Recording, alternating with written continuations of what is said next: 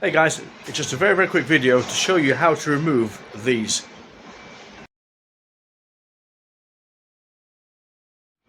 Now these are the brake master cylinders. In this case it's a little Peugeot 208 RS which we're sorting out.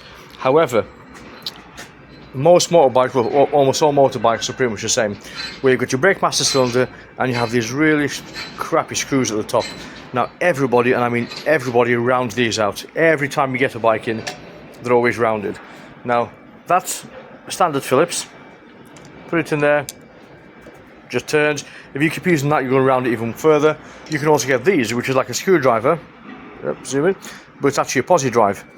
These are a little bit better. However, it's not a posi drive screw, so sometimes you get stuck with these as well. Now the proper option, had they not been rounded off, what a lot of people don't know is that you need to use this.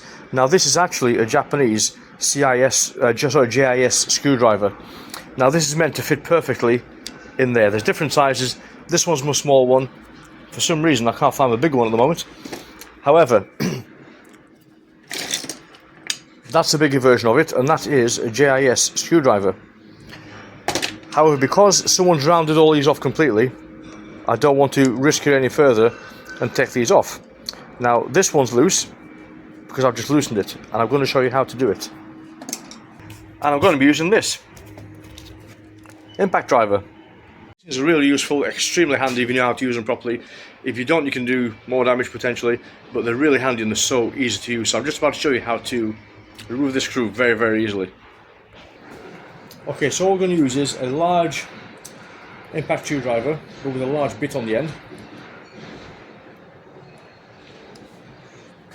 Make sure there's no slack in it as much as possible. So now what I want to do is push this downwards, and I want to turn it to the left because I want to unscrew it. But I don't want to turn it too much that I round it off even further. All I want to do is just turn it slightly, so put a bit of pressure on there till there's no slack.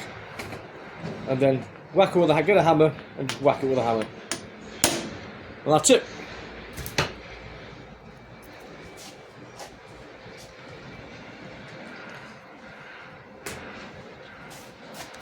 How easy was that? It took me 2 seconds. So remember first, don't use a screwdriver, use a JIS screwdriver, which is that.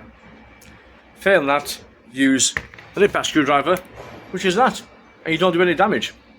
What I do recommend is, if you're going to refurb these, I would recommend always replacing the screws if they're rounded off, because then the next person is going to struggle to get them off again.